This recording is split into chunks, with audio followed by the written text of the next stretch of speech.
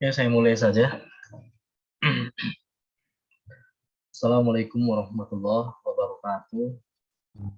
Waalaikumsalam warahmatullahi wabarakatuh. Oke, selamat sore. Ya, mendekati malam ya. Mungkin kata orang Jawa sih waya-wayane atau kata orang Sunda wayahna, lemes, capek gitu ya. Waktunya harus sudah istirahat. Tetapi kalian saya apresiasikan masih semangat, masih mau terutama kita silaturahim ya. Silaturahim. Jadi momen seperti ini jangan diasumsikannya sebagai kewajiban pendidikan saja, tapi kewajiban sesama manusia ya. Kita ada bersosial, kita bisa berkomunikasi melalui media maya ini ya, melalui Zoom. Dan semoga kalian juga kondisinya dalam kondisi sehat. Kemudian saya tidak lupa juga kepada kalian bahwa yang saat ini juga masih melonggarkan waktunya untuk menyempatkan mendengarkan penyampaian saya terkait dengan mata kuliah pemantauan dan evaluasi sistem informasi, yang mana dalam pertemuan ke-13 ini berkaitan dengan implementasi atau berkaitan dengan perspektif dari metode BSC atau balance shortcut ya. Saya akan menyambung juga atau saya akan meneruskan juga terkait dengan pertemuan ke-14 mengenai implementasi dari grafik library-nya, atau bisa disebut atau dikatakan bahwa terkait dengan penerapan dari BSC ya, yaitu oke, saya screen dulu. Kemudian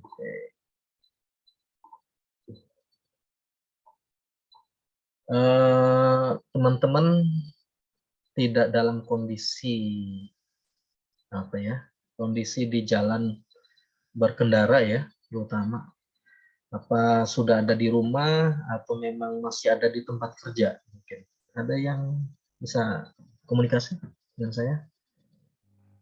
Udah di rumah, Pak. Oh, udah di rumah, Pak. Di rumah, Pak. Syukurlah. Syukur kalau sudah ada di rumah.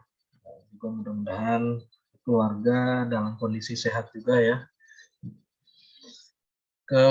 Baiklah, saya akan meneruskan terkait dengan pertemuan yang ke-13 ya. Yang mana pertemuan ke-13 ini tetap bahwa tujuan atau capaian pembelajarannya adalah mahasiswa mampu memahami dan mempraktikkan model BSC ya. Model BSC atau metode BSC-nya itu sendiri ya. Ada metode BSC itu kemarin sudah sedikit dijabarkan secara perspektifnya ya. Ada 4 perspektif. Tetapi di sisi lain BSC juga ada dilihat dari IT-nya ya. Ada yang tradisional, ada pula yang dari sisi IT-nya. Dari itu mungkin akan saya jelaskan ya terkait dengan model IT-nya itu. Jadi intinya mah kalian tetap dalam kondisi analis ya. Analis dalam mengukur pada suatu organisasi, yang mana organisasi itu baik belum melaksanakan atau berbasiskan SITI maupun sudah berbasiskan SITI. Mengapa, Pak? Belum berbasiskan IT dianalisa. Nah, di situ ada yang namanya tadi BSC tradisional itu. Di sisi lain untuk apa? Untuk peningkatan atau pengembangan terkait dengan sistem informasi nantinya sesuai dengan organisasinya tersebut, sebagaimana perspektif dari BSC-nya itu sendiri. Nah, adapun nanti kaitannya dengan kaitannya dengan IT itu adalah ukuran bagaimana sistem informasi yang ada di organisasi itu apakah sudah maksimal, apakah sesuai dengan kepuasan penggunanya itu sendiri, ya, ataukah masih perlu ada yang namanya pengembangan kembali. Artinya pengembangan kembali itu bukan sifatnya perawatan, tetapi perlu ada tambahan-tambahan, tetapi tidak mengurangi kadar dari pengembangan sistem informasi tersebut. Karena apa? Pengembangan sistem informasi itu kan ada beberapa model, ya. Kalau model waterfall biasanya dia model yang tradisional. Intinya mengapa? Karena kondisi kondisi organisasi itu biasanya belum berbasiskan IT-nya. Ya, ada sudah berbasiskan IT, Pak, berarti di situ bisa pengembangan menggunakan satu bisa iteratif ataupun bisa menggunakan model prototype, ya, atau RAD, ya. Itu banyaklah yang coba kalian baca-baca karena kalian sendiri sudah semester 6. Semester 6 itu kan sudah, kalau bahasa itunya sih udah prepare, ya, siap-siap lah. Siap-siap untuk menghadapi penulisan ilmiah, karya ilmiah kalian. Di mana karya ilmiah kalian nanti ya akan dijadikan suatu program akhir. Ya, salah satunya adalah terkait dengan menganalisa, mengukur dari sistem informasi yang berjalannya atau sistem organisasi yang belum mengembangkan sistem informasi, itu tentunya. Kemudian materi ataupun pokok bahasan kajian yang rencananya saya sampaikan adalah kerangka kerja balance shortcut untuk mengukur nilai yang diperoleh dari sistem informasi, kemudian evaluasi teknologi informasi dengan mempergunakan balance shortcut. Ya, kemudian diskusi dan kesimpulan. Sebenarnya kalau kerangka itu kemarin juga sudah dijelaskan bahwa ada 4 perspektif dari dari balance shortcut tersebut. Adapun kerangka balance shortcut itu yang pastinya adalah di situ kalian sudah harus mempersiapkan apa yang perlu dipersiapkan, seperti objek nanti yang akan dijadikan sebagai tempat penelitiannya. Ya. Bisa kalau di tempat kerja kalian sendiri bisa, bila mana itu sudah berbasiskan sistem informasi atau belum berbasiskan sistem informasi. Tapi ini untuk untuk jenjang yang lebih tinggi. Ya, karena jenjang yang lebih tinggi itu sudah bukan dia mengembangkan lagi. Kalau mengembangkan itu atau web develop itu dia sudah tingkatannya ada pada diploma. Ya. Tetapi bila mana S1 sudah analisanya sudah beda lagi. Bukan analisa kebutuhan yang mau direncanakan, tetapi analisa hasil dari si sistem itu, apakah memuaskan dari penggunanya, memuaskan si organisasinya itu sendiri atau tidak. Karena apa? Ada kaitannya dengan produktivitas dari organisasi itu sendiri. Kinerjanya apakah baik, ataukah menurun, apakah meningkat atau turun. Nah, di situ. Kemudian adapun evaluasi teknologi informasi yang balance shortcut itu ya tadi untuk capaian-capaian atau perolehan ukuran-ukuran sebagai bentuk kematangan dari sistem informasi tersebut. Bila mana masih kurang apa ya, dibilang kurang tingkat kematangannya atau kedewasaan dari sistem informasi itu, ya itu sebagai laporan untuk organisasinya, apakah mau dikembangkan lebih baik lagi ataukah hanya tadi sebagai dokumentasi saja. Ya, kalau organisasinya itu mampu, maka dia akan mengembangkan sistem informasinya itu untuk lebih unggul, lebih baik lagi. Gitu. Ya.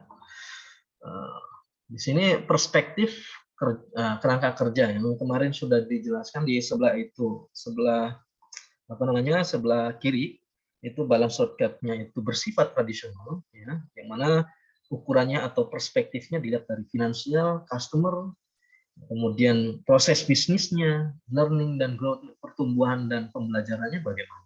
Di situ, apakah pernah dilaksanakan pelatihan, apakah perkembangan terkait dengan proses bisnisnya, apakah sesuai dengan visi misinya, ya, bagaimana customer-nya itu sendiri, ya, dan bersifat yang kalau finansial keuangan itu kan sangat sensitif. Bila mana kurang sedikit, bila mana masih menggunakan tulis tangan ataupun manual, itu kan bisa dimanipulasi. Walaupun bahasanya menggunakan IT itu adalah bentuk dari suatu manipulasi juga, ya. Tetapi manipulasi yang sekiranya bisa disampaikan atau diketahui langsung tanpa ada permainan dari atau pihak-pihak yang tidak bisa dipertanggungjawabkan. Gitu. Adapun untuk IT balance shortcut itu sendiri, ya di sini perspektifnya adalah corporate contribution. Apa yang menjadi kontribusi pada perusahaannya itu sendiri. Ya, dengan adanya IT, apa sih kontribusinya? Kan orang menanyakan, apa sih kontribusinya untuk IT ini atau sistem informasi ini? Apakah produktivitas dari pekerjanya itu semakin meningkat atau tidak, atau malah menurun? Ya. Begitupun ada pada orientasi pelanggannya atau orientasi usernya itu sendiri, penggunanya, pelanggan atau penggunanya terkait dengan sistem informasi. Apakah ada keluhan terkait dengan sistem informasinya terhadap pengguna dan pelanggan itu sendiri?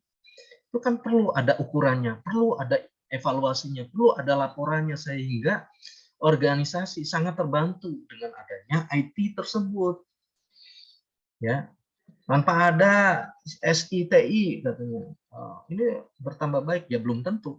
Dengan adanya dengan tidak adanya SITI, ini tambah meningkat, ya juga tidak demikian, gitu ya.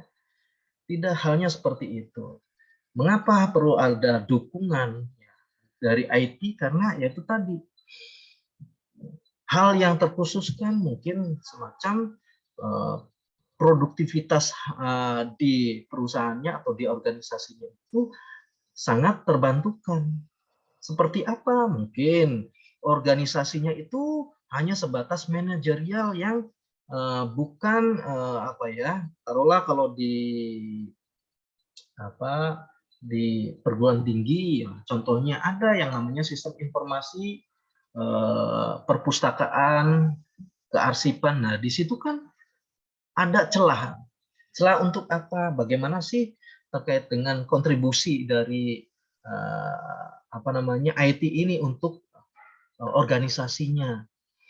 Apakah nanti data-data sebelumnya itu bisa terlihat, atau di sisi lain mudah dalam hal yang lainnya bila mana organisasi itu membutuhkan? Nah, itu kan ada nilainya, ada poinnya. Mengapa ada ukurannya? Ya karena tadi impact-nya, dampaknya kepada organisasi sangat besar. Ya, misalkan kearsipan itu perlu ada misalkan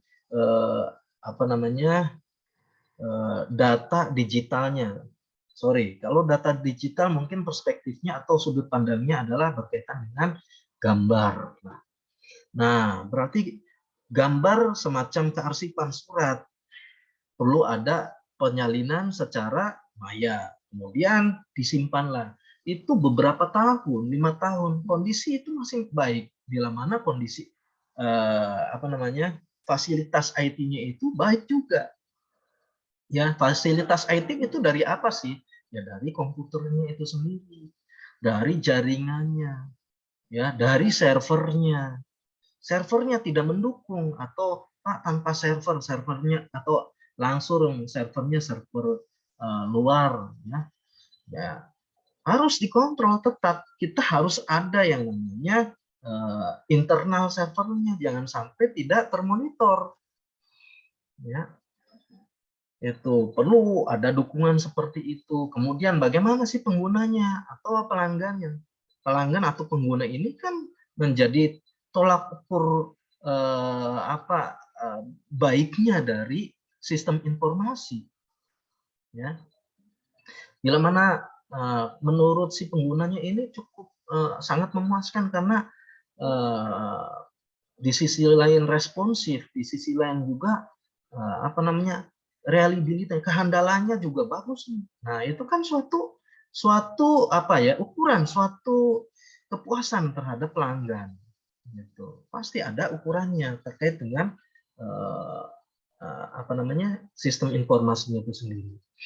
Kemudian yang berikutnya adalah beroperasinya sempurna, kesempurnaan secara pengaksesan. Bila mana ada kendalanya apa? Nah, itu kan kita sebagai analis, sebagai analis ini kita perlu tahu. Nah, yang mau tidaknya itu kan perusahaan tersebut atau organisasi tersebut mau tidak, satu, datanya perlu dieksploitasi. Ya, mengeksploitasi data itu juga perlu izin, tidak langsung, tidak harus seperti itu. Ada izin tertentu. Mengapa seperti itu? Karena itu adalah etika dari profesinya.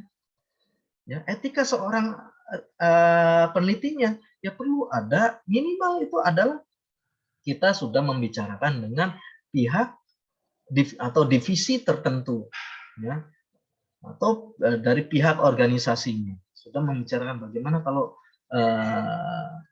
IT di sini terutama berkaitan dengan pendistribusian barang ini mau saya menganalisa, saya analisa sejauh mana sih keandalan dari pendistribusian ini.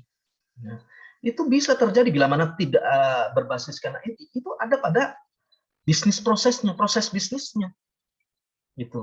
Bagaimana sih dari pertama barang tersebut masih mentah, diproses, kemudian jadi barang itu kemudian diolah menjadi dikemas, ya, dikemas, kemudian kemasnya baru kemas satu, kemudian dipaketkan, itu kan berupa proses bisnisnya. Untuk apa? Untuk melihat dari produktivitas dari divisi atau bagian distribusi barang, ya, distribusi dari barang tersebut. Jadi akan terlihat, oh ini bisnis prosesnya seperti itu. Ya. Kemudian berikutnya adalah future orientation. Jadi berorientasikan masa depan apa sih? Ya Pak, tentunya ada yang namanya perbaikan-perbaikan atau ada berusaha untuk sistem sistem informasinya itu menyesuaikan dengan kondisi dari aplikasi ke depan.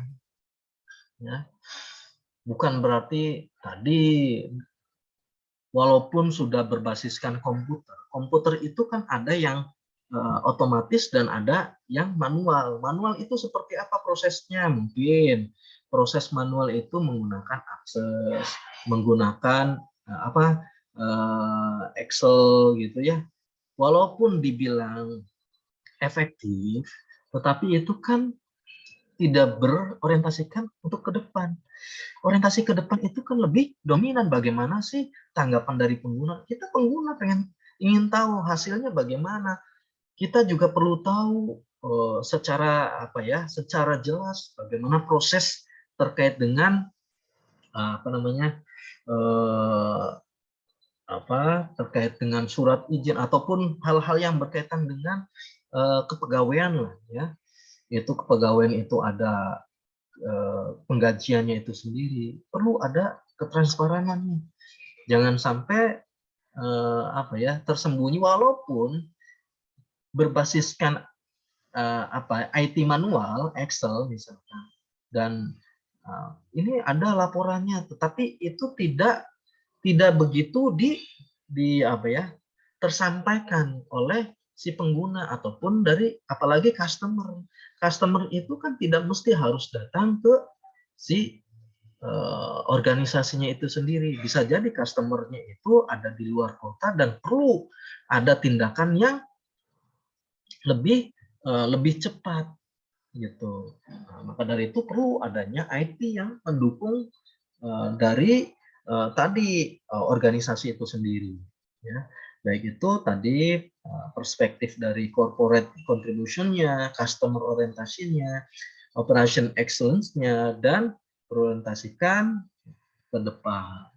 Ya, jangan sampai dengan adanya sistem informasi yang berbasiskan taruhlah ya, berbasiskan web ya, tetapi masih kurang dalam hal arti kurang penggunanya masih intinya mah kurang memuaskan oleh si penggunanya itu sendiri ya.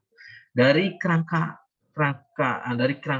kerja BSC ini ya yang barusan saya jelaskan, itu mungkin ada pertanyaan dari kalian sebelum saya lanjutkan lagi terkait dengan tadi ya.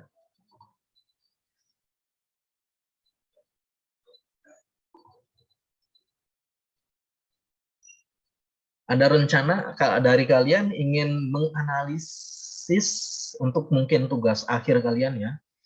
Ada tidak untuk rencananya saya Pak mau merencanakan terkait dengan atau ya mengevaluasi kinerja perusahaan A dalam IT-nya ya. Itu silakan. Ada tidak dari kalian berencana seperti itu?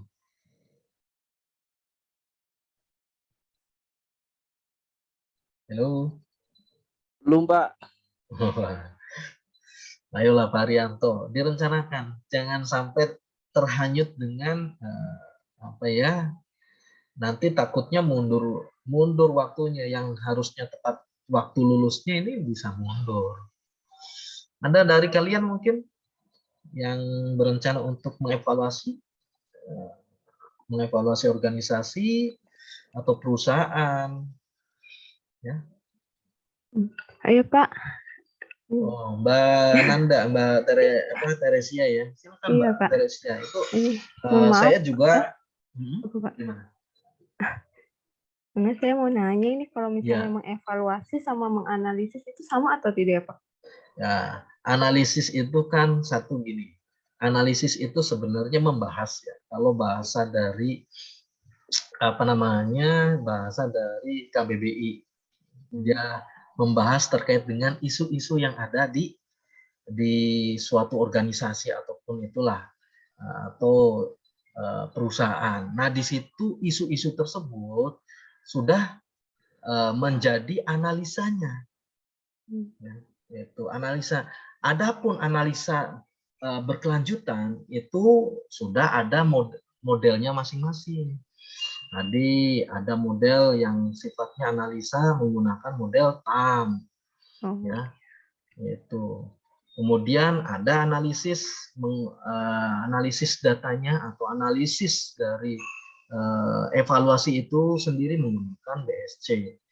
Ya, Pak, evaluasi itu kan kemarin sudah dijelaskan, evaluasi itu ya tidak terjadi sewaktu-waktu. Lain hal dengan pemantauan atau apa namanya observasi. Observasi itu datanya masih masih belum artinya belum maksimal. Lain hal dengan analisis, ya. Oh iya. Nah, gitu Beda seperti ya. itu. Jadi kalau masalah beda dan tidak itu hanya arti saja yang Artinya. membedakan. Gitu. Adapun prosesnya ada pada analisis data tersebut. Ya, nah seperti itu. Nanti bisa Mbak Nanda sendiri bisa menganalisis, misalnya saya mau menganalisis perusahaan apa, ini berkaitan dengan kinerja pegawainya, berarti itu terkait dengan sistem informasi kepegawaiannya.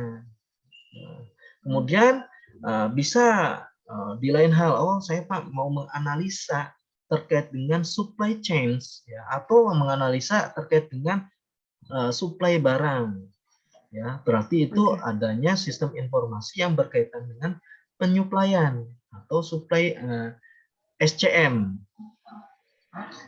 supply chain management. Itu terlalu besar sih SCM, tetapi apa yang menjadi bobotnya di situ? Nah, bisa Mbak juga di situ tidak mesti semuanya, gitu, tapi bisa diambil dari analisis datanya berupa perspektif dari corporate-nya itu sendiri ataupun dari customer-nya. Ya, ada dua tools lah dari atau dua perspektif.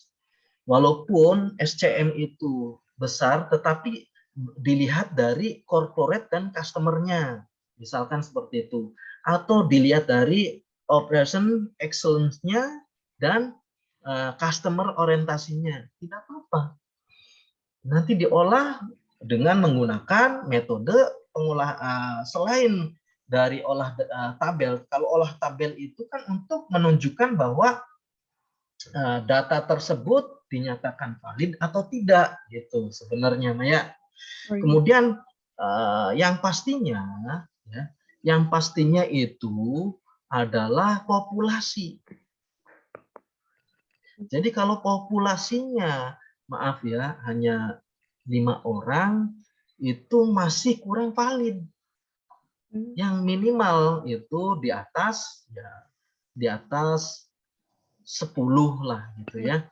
Karena apa? Nanti samplingnya atau sampelnya itu minimal 30%. Itu menurut menurut Sugiono ataupun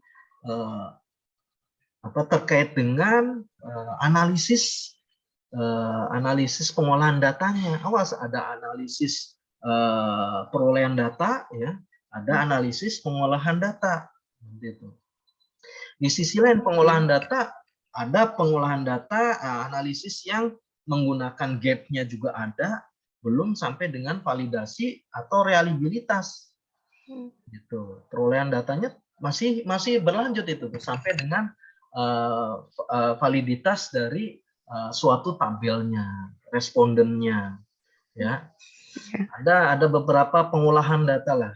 Ya, nanti itu kaitannya dengan METLIT, ya, metode penelitian, ya, dan penulisan karya ilmiah. Nah, di situ, ya, silakan nanti bisa dibaca-baca kembali. Masih banyak sih, masih ada waktu, tetapi tidak ada salahnya kalian bisa memprepare, artinya mempersiapkan untuk penulisan tugas akhir kalian, ya, penulisan TA-nya. Ya, itu tadi, apakah terkait dengan pengukuran dari suatu organisasi pada divisi A, ya, atau tadi ukuran kepegawaiannya, ya, bila mana tadi contohnya di sinilah, misalkan ukuran kepuasan pengguna, ya, kepuasan pengguna terhadap tadi terhadap e-kampus, ya, dengan menggunakan apa?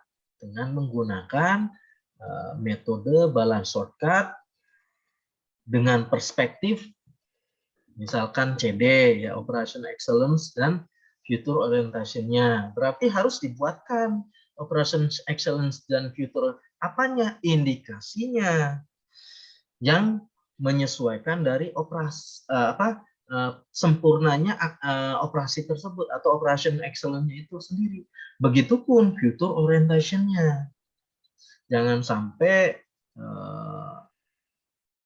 indikasinya tidak menyesuaikan, maka hasilnya pun nanti tidak sesuai. Gitu.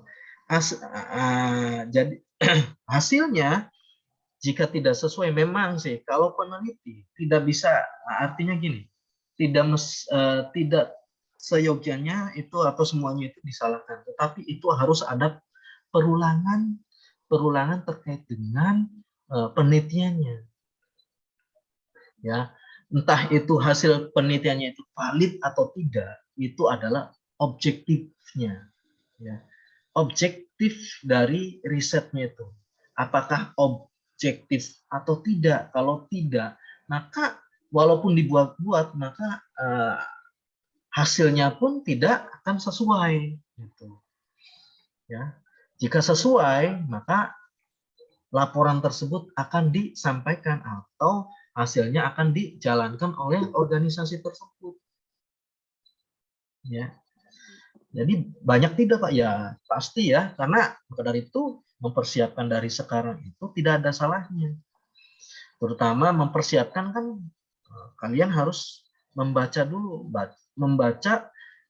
Kalian sudah mengikuti, sudah memperoleh ya keilmuan secara secara pengajaran, tetapi secara pelaksanaan yaitu kita perlu yang namanya harus beriringan, ya, artinya harus ada tambahan berupa kita membaca terkait dengan artikel-artikel yang kita butuhkan. Artikel-artikel tersebut dalam bentuk jurnal, karena dalam berbentuk jurnal itu sudah implementasi dari pengajaran tersebut.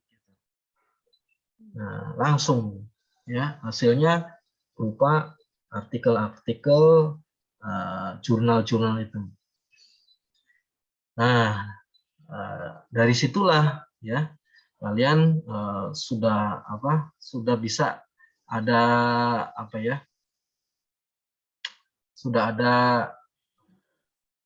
tatapan untuk ke depan, bagaimana, apakah saya harus mengevaluasi ataukah terkait dengan audit dari misalkan sistem informasi yang nanti saya laksanakan. Karena kalian itu tidak jauh-jauh, audit juga sama, ya. Audit, saya akan mengaudit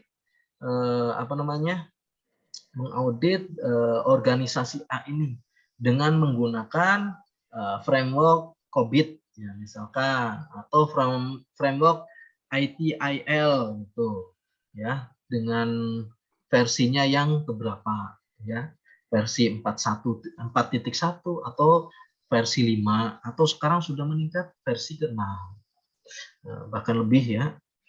Ini saya kurang update mengenai bagaimana framework dari COBIT itu sendiri, yang setahu saya sampai framework 5. Nah, seperti itu. Jadi kalian bisa mengauditnya, menggunakan COBIT-nya. Silakan, berarti sudah mempersiapkan. Dari framework itu ada beberapa perspektif. Tinggal diambil, ya. Diambil apanya? Diambil secara perspektif, misalkan security-nya. Ya, perspektif terkait dengan ya tadi keamanan, ya, kemudian dari perspektif yang lain, silakan, ya. Nanti hasilnya itu data tersebut tidak langsung diolah dalam bentuk validitas, belum, tetapi diolah dalam bentuk indeksnya.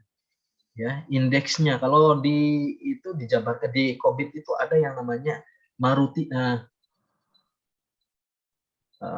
indeks kedewasaan atau kematangan, ya, indeks kematangan.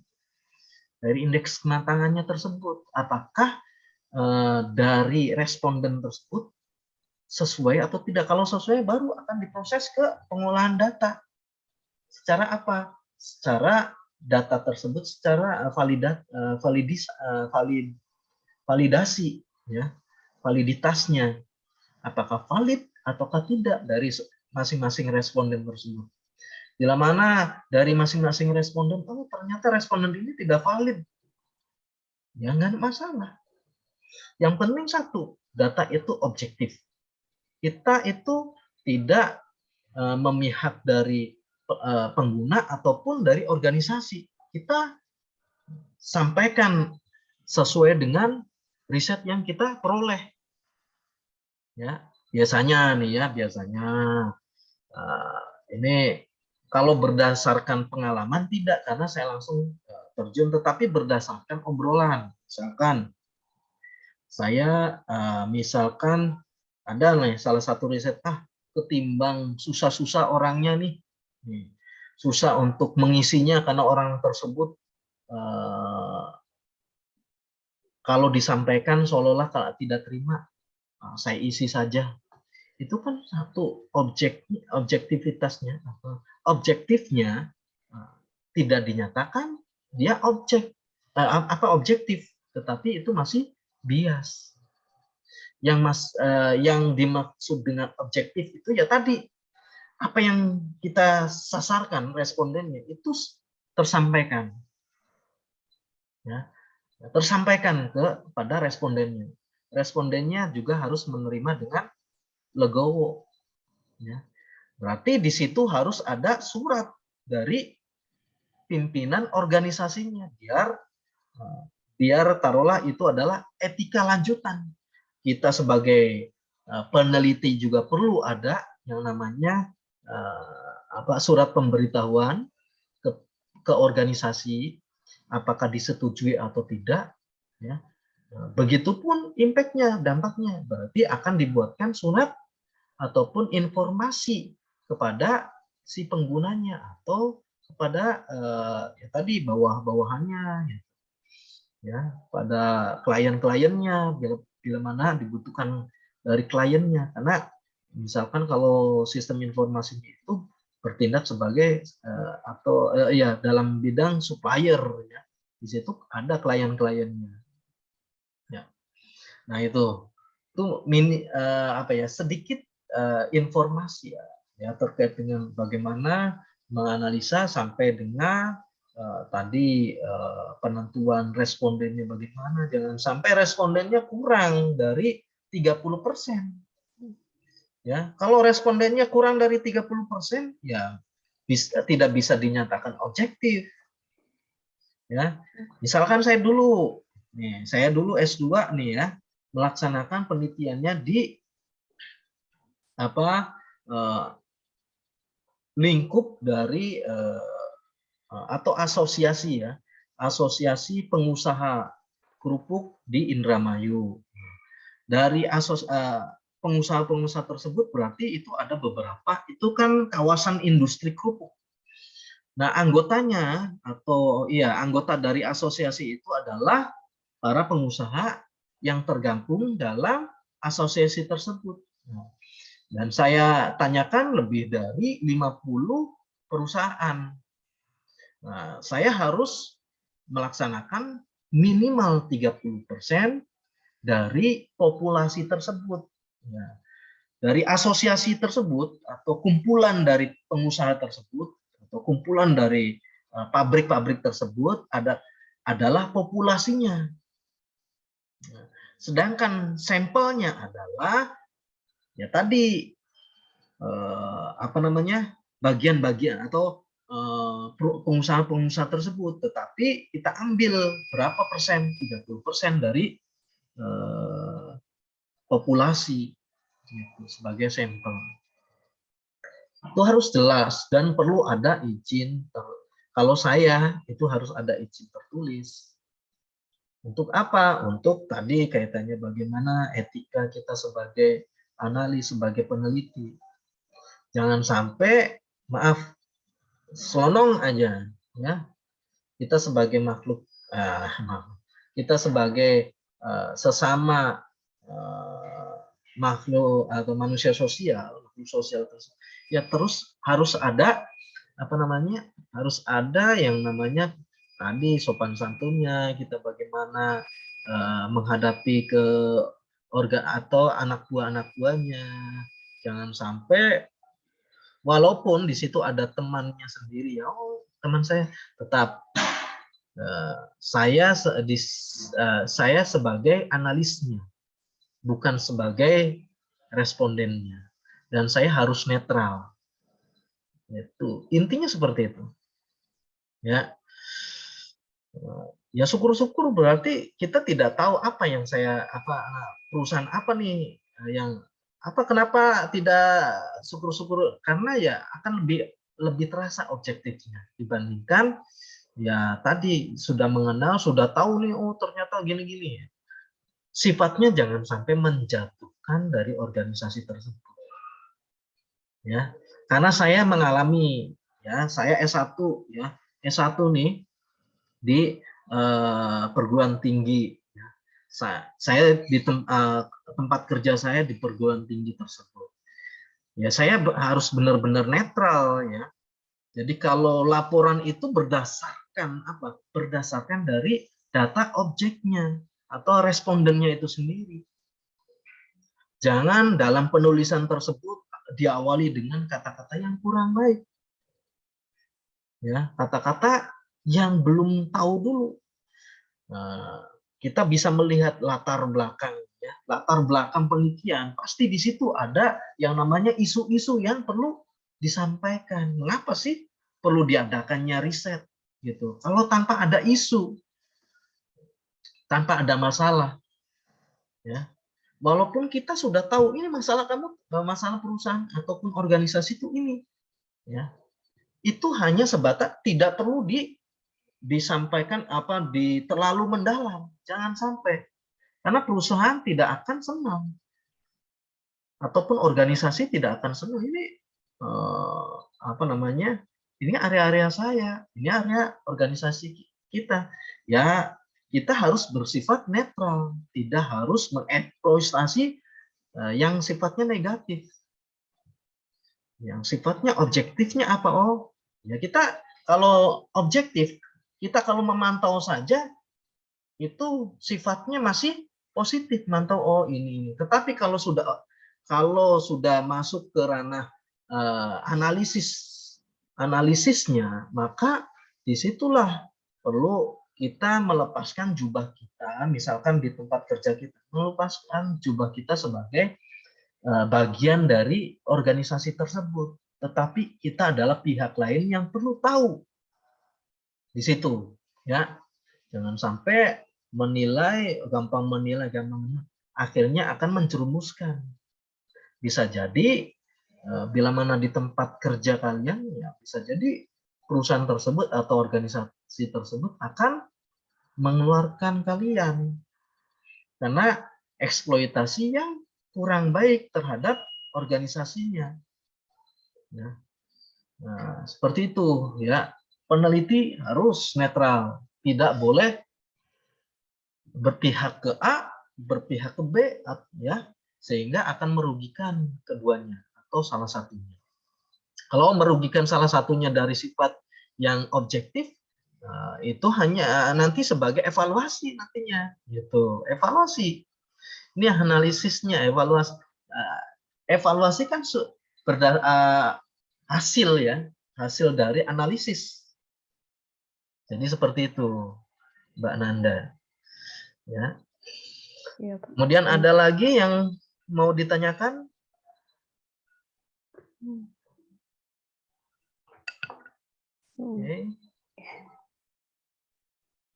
Oke, bisa saya lanjutkan lagi ya.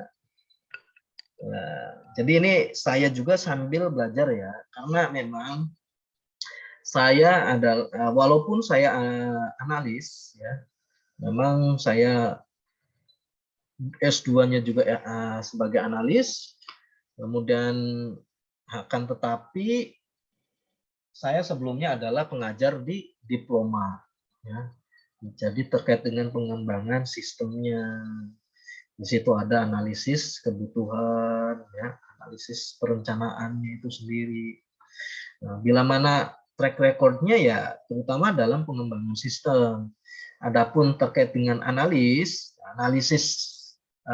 sistem informasi atau di bisnis analisnya itu pernah saya rasakan atau pernah saya jalankan pada saat S2 saya. Ya, nah, seperti itu. Pak, berarti Bapak belum mencoba. Nah, di sini untuk untuk kedepannya saya akan ya tadi menjalankan sebagaimana mata kuliah yang saya sampaikan. Jadi selama ini yang saya sampaikan adalah data-data dari analisis orang lain, ya, peneliti lain. Nah, seperti saya baca-baca dari skripsinya di Raden Saleh Palembang. Jadi saya baca-baca hasil penelitiannya. Ya, yaitu sebagai evaluasi saya untuk ke depan. Gitu. Jangan sampai saya tidak ada karya dalam bentuk analisis di sistem informasinya. Ya, kok Bapak bisa? Karena ya tadi pengalaman saya walaupun di S2, S1-nya masih S1 pengajaran saya bukan di sistem informasinya tetapi lebih ke arah teknik informatikanya, ya, tidak jadi masalah karena saya di sisi lain pengalaman pada riset di sistem di S2 saja. Nah, seperti itu ya. Lain hal kalau di di S2 itu bukan menjalankan model atau mempraktekkan metode, tetapi lebih ke arah bagaimana untuk menghasilkan konsep dan teori itu sendiri. Yang mana konsep dan teori itu tentunya di situ ada beberapa masih S2 itu analisanya lebih bersifat kualitatif, ya. Lain hal dengan S1 analisanya atau metode penerapannya itu menggunakan metode kuantitatif, ya, masih penerapan model, ya. Nah, sedangkan S2 ya itu analisanya bukan hanya penerapan modelnya tetapi nanti mendekati penemuan model. Nah, seperti itu. Ya. Nah, itu sedikit intermezzo saja lah. Ya. Nah, barangkali dari teman-teman nanti kedepannya saya akan melanjutkan lagi Pak Festo. Nah, itu minimal kalian mempersiapkan seperti itu. Dan metodenya bukan metode kuantitatif lagi, tapi kualitatif. Ya, banyak menerangkannya, menjelaskan hal-hal tertentu sehingga ditemukan beberapa temuan yang perlu disampaikan pada organisasi ataupun perusahaan itu sendiri. Nah, itu. Ini tujuannya dari IT Balance Shortcut itu sendiri menyelaraskan perancangan IT dengan tujuan bisnis dan kebutuhan bisnis. Nah, dua, membangun pengukuran yang tepat untuk melakukan evaluasi efektivitas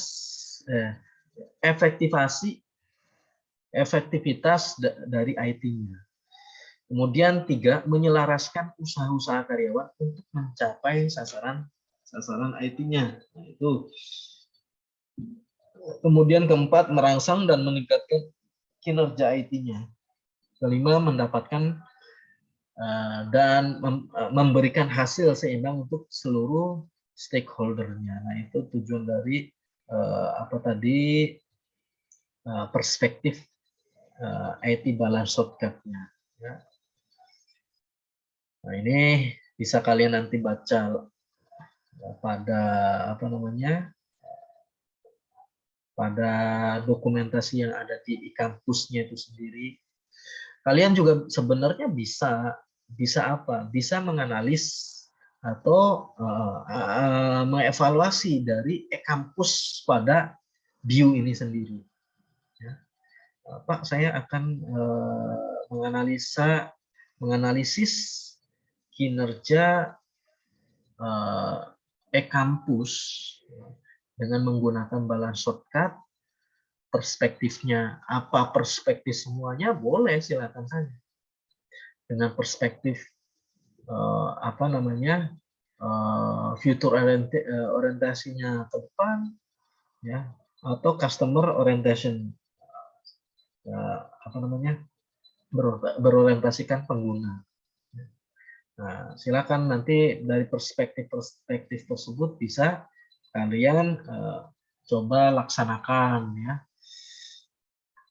Nah, implementasinya tadi sudah saya sampaikan, yang ada indikator apa namanya dari IT balance shortcut itu, atau indikator ini harus mencapai faktor ya, faktornya harus sesuai dengan perspektifnya.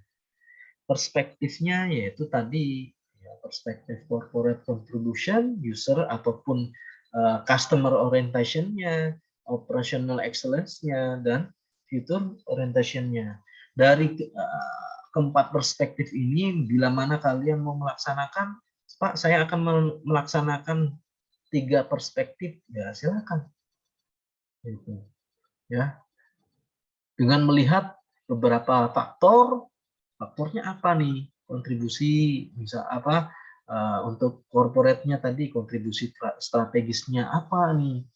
Ya, menjadi kontribusi yang strategis gitu. Kemudian nilai manfaat dari implementasi sistem informasinya itu sendiri apa? Nah, ini kemarin juga sudah disampaikan, ya, cuma saya mengulas kembali saja, ya, jangan sampai kalian pada saat atau menganalisis organisasi yang berbasiskan IT, tetapi tidak dipahami apa ya, saya mau menggunakan model apa ya, apakah saya akan menggunakan balance shortcut, apakah model EUX ya. Tetap dengan menggunakan model EUX itu sendiri perlu ada yang namanya indeks maturity-nya, indeks kematangannya, ya. Jangan sampai langsung diolah pada uji tabelnya, tetapi harus tahu dulu terkait dengan indeks maturity-nya atau indeks kematangannya itu sendiri, ya. Ya, ini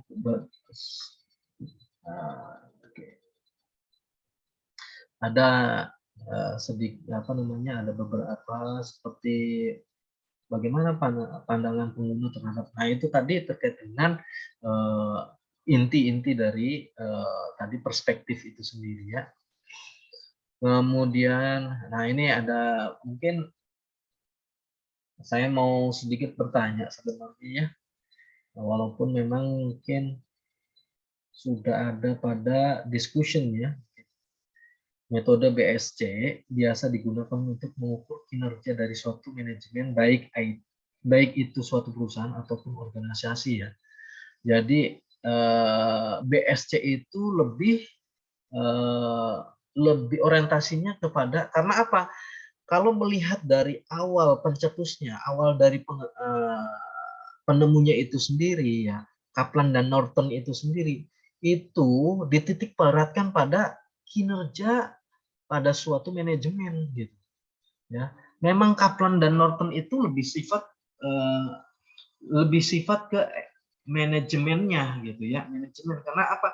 Di IT juga sama, di SI itu juga tidak mungkin SI itu tanpa ada yang namanya dukungan dari manualnya, ya.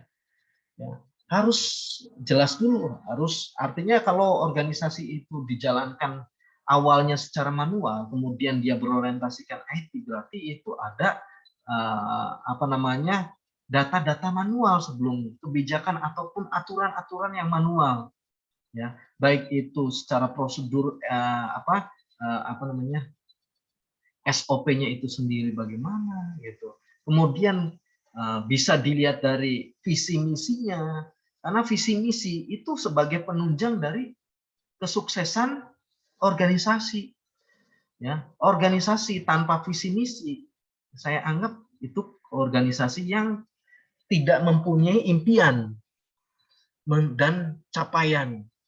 Kenapa? Impian perlu ada yang namanya capaian-capaian tertentu.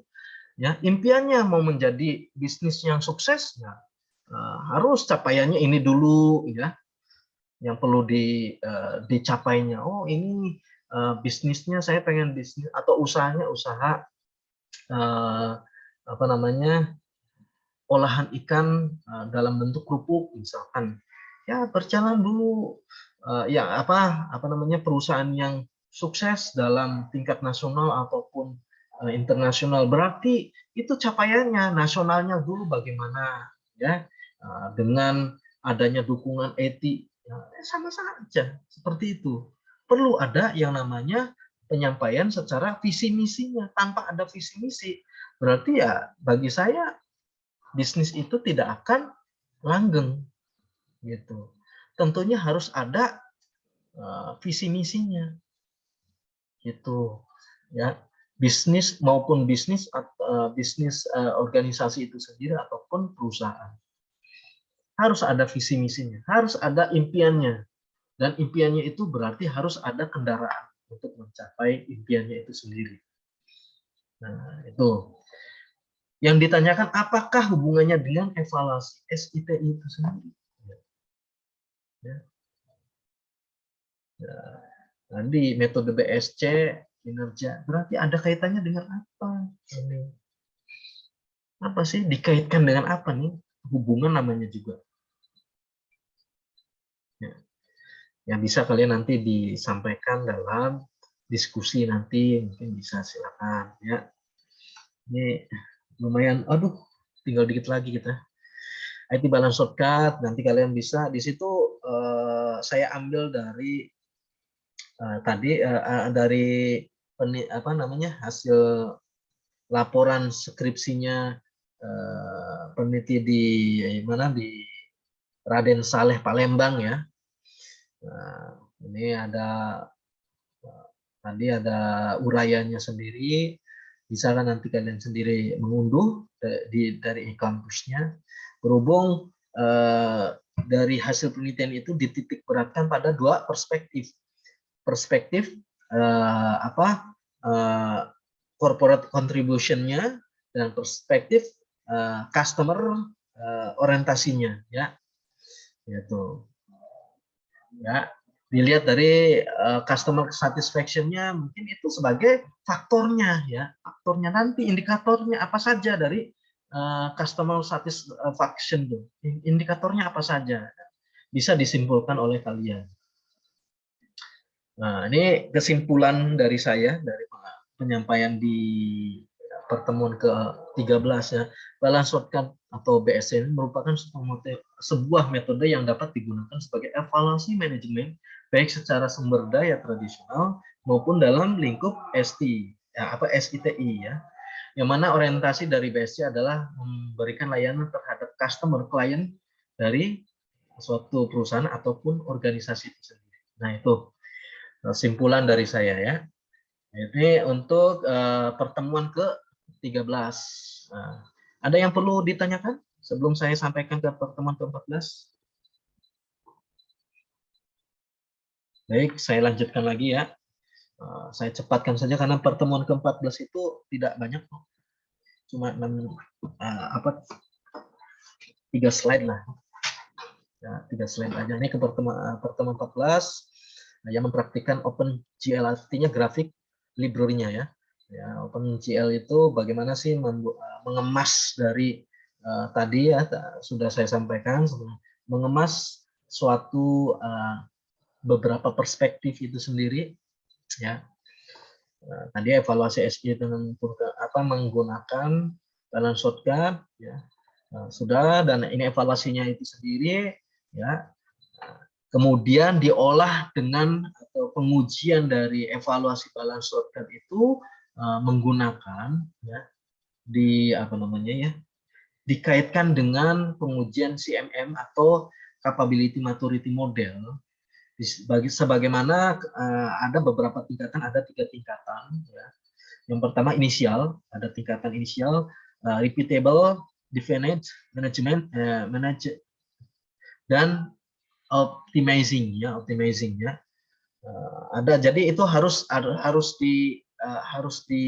apa ya, disandingkan gitu. Jangan sampai langsung diolah tadi kan, langsung diolah dalam bentuk uji tabelnya, tidak. Jangan dulu olah seperti itu, tetapi dilihat dari tingkat atau indeks kedewasaannya, indeks dari maturity-nya itu sendiri, kematangannya itu sendiri ya. Kematangan terhadap apa ya? Terhadap sistem informasi yang dijadikan evaluasi nantinya ya. Awas jangan sampai langsung dengan perspektif ini kemudian diolah datanya dalam bentuk validasi atau validitas dan reliabilitas dari segi kapabilitas kematangan gitu ya. Apakah setelah diolah itu dia posisinya di mana sih? Inisial, ataukah di repeatable, ataukah di final? Hanya sebagai tingkatannya baru definisi saja. Ya, berarti perlu sampai dengan keoptimisan. Yang inisial saja ya, hanya sebagai penjelasan saja, tidak bisa. Berarti sistem informasi itu belum mencapai tingkat kematangannya, gitu ya. Kemudian tadi penjelasan dari beberapa level itu, yang pertama inisial ya, bersifat ad hoc ya. Ya, dia tetap ya, tingkat awal itu tidak akan kemudian proses masih ya tadi sistem informasinya, wah ini masih kurang bagus nih, kurang baik. Nah, ini apakah inisial atau tidak ya. Bila mana jawabannya itu kan nanti kan ada namanya skala Likert-nya itu kan dari 0 sampai 4. Dari 0, 1, 2, 3, 4 berarti ya. Seperti itu. Jadi mengapa harus ada pelevelan seperti itu ya. Nanti juga ada pengolahan, kalau level 1 ini tadi hanya skornya 1. Ya. Kemudian level 2 ini skornya 2. Nah, seperti itu.